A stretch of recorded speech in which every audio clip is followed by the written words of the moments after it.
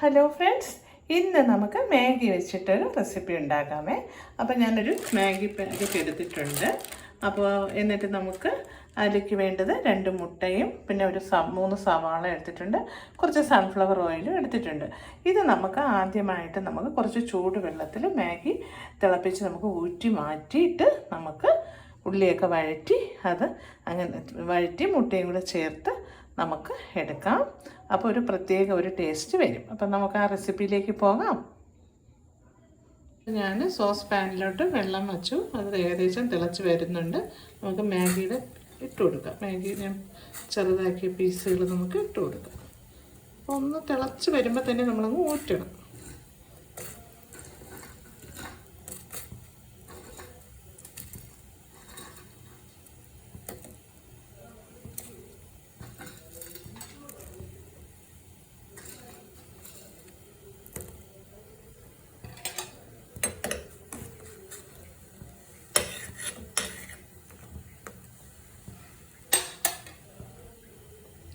ഒന്ന് വരട്ടെ. തിളയ്ക്കുമ്പോൾ തന്നെ നമുക്ക് ഊറ്റി മാറ്റാം. അപ്പം നമുക്ക് വന്നിട്ടുണ്ട്. 2-3 തിള വരുമ്പോൾ തന്നെ അത് വെന്തോളും.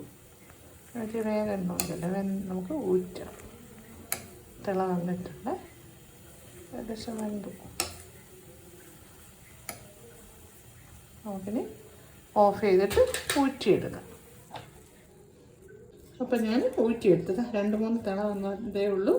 അപ്പോഴത്തന്നെ നല്ലപോലെ ഇളക്കി എല്ലാ സൈഡും ഒരേപോലെ ഇളക്കിയതിന് ശേഷം നമ്മൾ ഇങ്ങനെ ഊറ്റിയെടുക്കാം. അതുപോലെ ഊറ്റിയെടുക്കാം. പിന്നെ അത് വേറെ ഒന്നും വേണ്ട, ഊറ്റിയെടുക്കുക. ഇനി നമുക്ക് സവാളയും ചെറുതായിട്ട് അരിഞ്ഞ് കൊണ്ടുവന്ന് വഴറ്റാം. സവാള വഴറ്റി അതിൽ തന്നെ മുട്ടയും കൂടെ പൊട്ടിച്ചൊഴിച്ച് പിന്നെ ഈ മാഗിയുടെ തന്നെ മസാലയും കൂടെ അതിലിട്ട് നല്ലപോലെ കിണ്ടി ഈ മാഗിയും കൂടെ ഇട്ട് നല്ലപോലെ തോർത്തി എടുക്കാം. അത്രയേ ഉള്ളൂ. ഒരു പ്രത്യേക വെറൈറ്റി ടേസ്റ്റ്. ഇനി പാൻ ഞാൻ അടുപ്പത്ത് വെച്ച് അതിൻ്റെ വെള്ളമൊക്കെ പോയതിന് ശേഷം നമുക്കതിന് ഉള്ളി ഇട്ട് കൊടുക്കാം. ഉള്ളി ഒന്ന് അതിൻ്റെ വെള്ളമൊക്കെ പോയതിന് ശേഷം നമുക്ക് സൺഫ്ലവർ ഓയിൽ ഒഴിച്ചു കൊടുക്കാം. ഇത് പിന്നെ കടുവ ഒന്നും വേണ്ട, മനസ്സിലായില്ലേ? വെള്ളം ഒന്ന് വലിയട്ടെ. സവാളയുടെ വെള്ളം ഒന്ന് വലിയതിന് ശേഷം നമുക്ക് കുറച്ച് എണ്ണ ഒഴിച്ചു കൊടുക്കാം. വെജിറ്റബിൾ ഓയിൽ മതി, വെളിച്ചെണ്ണയൊന്നും കൊള്ളത്തില്ല. ഇതിൽ ഉപ്പിടുമ്പോൾ വളരെ ശ്രദ്ധിക്കണം. നമ്മൾ മാഗിയുടെ മസാലയാണ് ഇതിൽ ചേർക്കുന്നത്. അപ്പോൾ അതിൻ്റെ ഉപ്പ് ഉണ്ടല്ലോ, അപ്പോൾ അത് നോക്കിയിട്ടേ നമ്മൾ ഇതാവുള്ളൂ. അപ്പോൾ വെള്ളം എല്ലാം ഒന്ന് വലിഞ്ഞ് വന്നിട്ടുണ്ട്. ഇനി നമുക്ക് കുറച്ച് സൺഫ്ലവർ ഓയിൽ വെച്ച് കൊടുക്കാതെ കുറച്ച് മതി.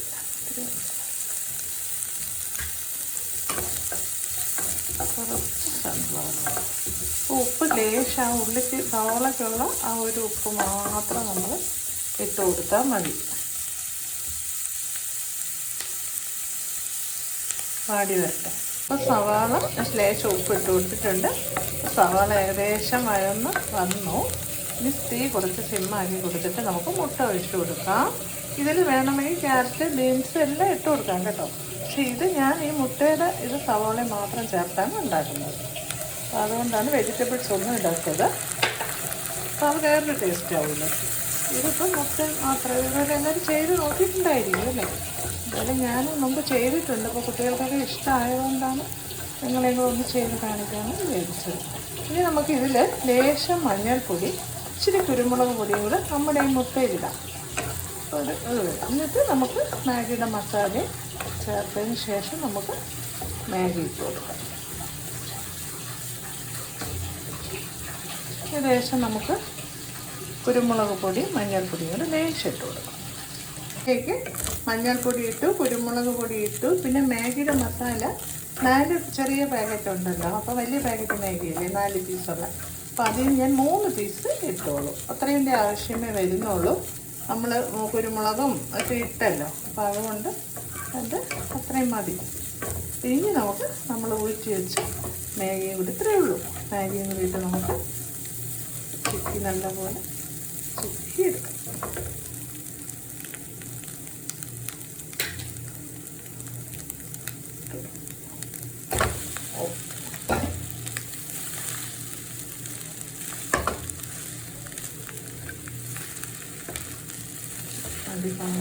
നമുക്ക് നല്ലപോലെ ചിക്കിയെടുക്കാം.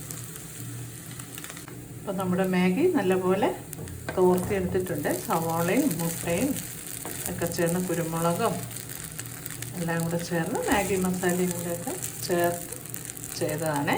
ഇതിൽ വെജിറ്റബിൾസും ഇടും. വെജിറ്റബിൾസൊക്കെ ഇട്ട് കഴിക്കാമല്ലോ, എല്ലാവർക്കും അറിയില്ല. മാഗി ഇവിടെ അങ്ങനെ മേടിക്കില്ല, വല്ലപ്പോഴും ഉള്ളൊരു പണിയാണ്. അപ്പോൾ ഇത് നല്ല ടേസ്റ്റാണ്. നല്ല മുട്ടയൊക്കെ ചേർന്നത് കൊണ്ട് തന്നെ നല്ല ടേസ്റ്റാണ്. അപ്പോൾ എല്ലാവരും ഇതുപോലെ ചെയ്യാത്തവരുണ്ടെങ്കിൽ ചെയ്തൊക്കെ നോക്കാം. വല്ലപ്പോഴും ഒക്കെ കഴിക്കുന്നുണ്ട്, കുഴപ്പമൊന്നുമില്ല. കുട്ടികൾക്ക് സ്ഥിരമാക്കുന്നില്ലല്ലോ നമ്മൾ. അപ്പോൾ അടുത്ത റെസിപ്പിയുമായി കാണുന്നത് വരേക്കും ബൈ ബൈ, സീ യു.